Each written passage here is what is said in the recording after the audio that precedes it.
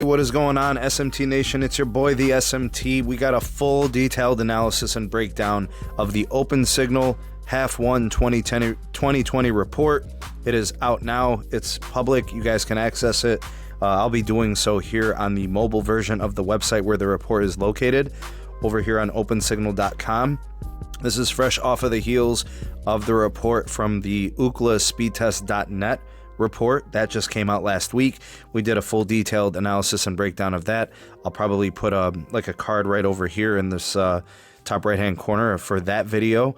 And yeah, we're going to take a look at how T-Mobile, Verizon, AT&T, and even Sprint, how they did this first half of the year as they transition into the second half of the year.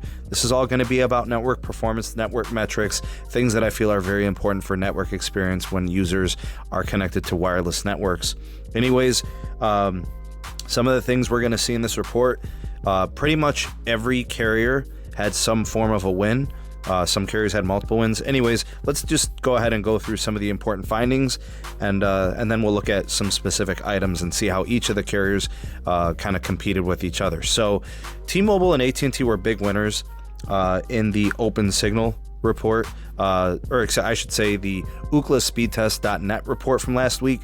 So T-Mobile had some big wins, AT&T as well. Sprint had, I think, one category, as did Verizon.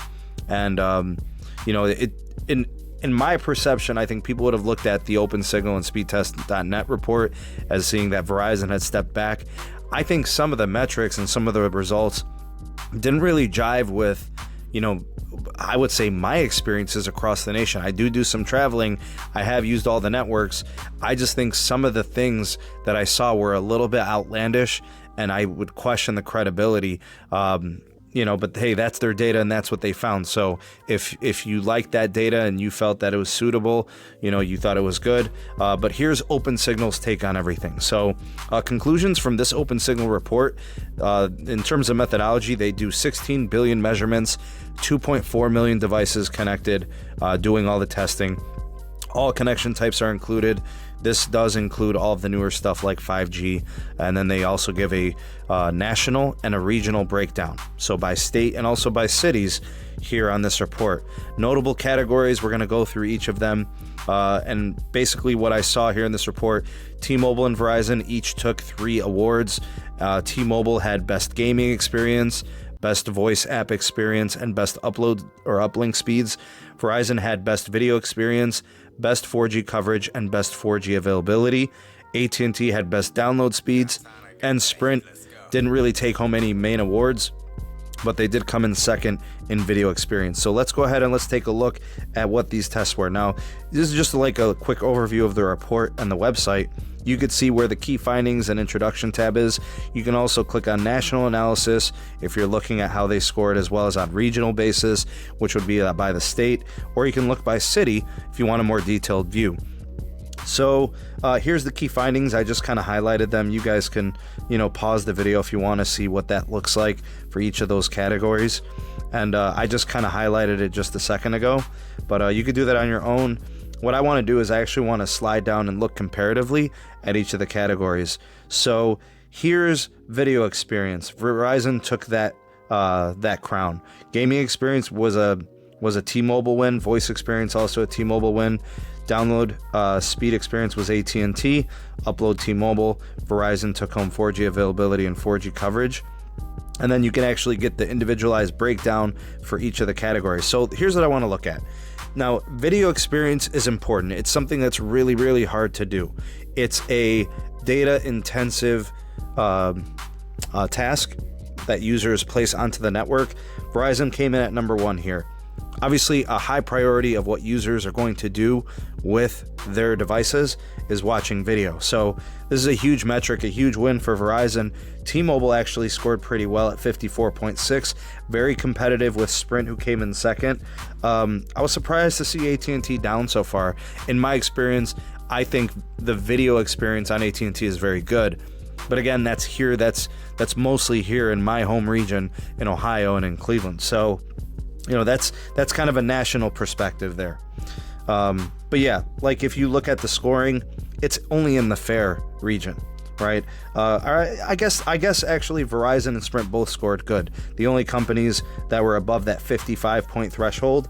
So that's kind of a win for Sprint in a way as they kind of exit. Here it explains like video experience. You can see the scoring and stuff like that. The next one is gaming experience. This one, Sprint was really far down, really far away from the competition. AT&T at 69.4, Verizon at 69.8. They're obviously very close. T-Mobile took this category, 71.4.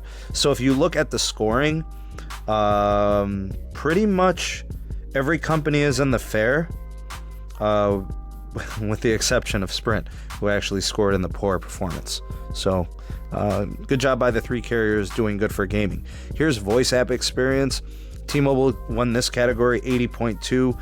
Verizon, AT&T very, very close at 78.2 and 78.8 respectively, and then Sprint at 76.2. All of them coming in at acceptable there, which maybe T-Mobile scored good there. I don't know, but they're fine. I don't know. Honestly, when it comes to calling, I think Verizon is some of the most high quality, calling quality. It's just really, really good. Clarity, the depth of voice, the connections, no disconnect, stuff like that. I've always seen it as very good. I don't have issues with AT&T or T-Mobile for that matter. I don't know how they distinguish that. Anyways, download speeds, AT&T way ahead. Average download speeds at 32.6. You're probably wondering, why are the download speeds so low in this test? And that's because they included 2G, 3G, every piece of older tech, HSPA, it's all up in there. So not just LTE and 5G. Anyways, AT&T took the cake, no surprise there. In my experience, the fastest network that I have access to, very, very good. Sprint kind of behind at 25.4, Verizon at 27.4, and T-Mobile at 28.2. So Verizon and T-Mobile very similar, AT&T a little bit ahead there. All right, so then is upload experience. This test is important to me because I do a lot of live streaming. So to me, it's something I value very much. Uploads in the United States are very low in my opinion. It's something that totally needs work. You'll see T-Mobile came away in a big way, actually, right? 10.5, Verizon, like 30% slower than T-Mobile. So, and they're number 2. And to be honest with you, this is mostly pretty accurate in my experience. I think it is this way. Whenever I test T-Mobile, the uplink is usually very good. I'm a little surprised by how low Verizon's uplink is because when I test it, I see a lot of 25, 30, 40, 50 megabits per second. I'm really surprised that Verizon had it that low, but who knows what it's like from a national perspective. So yeah, T-Mobile doing really good things with uplink. Sprint, in my experience, very, very slow uplink. So I can kind of confirm those results. 4G availability, you'll see that Verizon and T-Mobile are very, very close, with Verizon at 97.4 taking the cake. I'm surprised AT&T was at 94.9, so low. Sprint at 94.6 also. I think the AT&T piece, they still have locations where they have to address a lot of their HSPA connectivity. They've got to upgrade that stuff to 4G LTE at least, so that could be changing in the near future. But for now, Verizon number 1, T-Mobile number 2, and they've got a little bit of space between them and the rest of the carriers there. 4G coverage, Verizon taking this award as well at 9.8 out of 10. So they've got the coverage, something that we are well aware of. When it comes to Verizon, it is synonymous with coverage nationally. AT&T very close at 9.5. T-Mobile coming in at 8.8 and Sprint at 8.4. I would say that's pretty accurate in my experience as well. Here is a regional breakdown. You guys can actually look by region, Northeast, Southeast. You can look at states and cities. It tells you kind of which carriers did really well in certain metrics. That's a pretty cool organization to how you could check it. Again, I'll put a link in the description box for the report where you guys can access this on mobile and so on. And actually, one more thing I wanted to share, you can actually see the breakdown for specific cities. So like here's Cleveland, Ohio. This is where I'm from. You could see how each of the carriers scores in each of the categories. And in my experience, this is pretty accurate. One of the reasons why I've had Verizon for so long is because the performance has been so good. I will tell you guys, when it comes to video experience, And a lot of these other metrics, Verizon is very, very good. And that's why I've had them for so long. You'll see in pretty much every metric, they're either, best or second best, right? So very, very good. Anyways, you can check out your city, your markets, for a full breakdown of how things are where you live, and maybe comment in the comment section if you feel this is accurate and that's what you see. Anyways, again, comment, let me know what you think of these findings. Let me know if you think that they're accurate, or if you think there's some flaws, or some things were weird, or you see some inconsistencies. Go ahead and drop me a line in the comment section. The voice of the people, the SMT Nation, let your voice be heard. Also, before you guys get to going, if you did appreciate this video, found it informative, do hit the like button, share this to your favorite socials. That helps the channel out tremendously. Thank you in advance for that.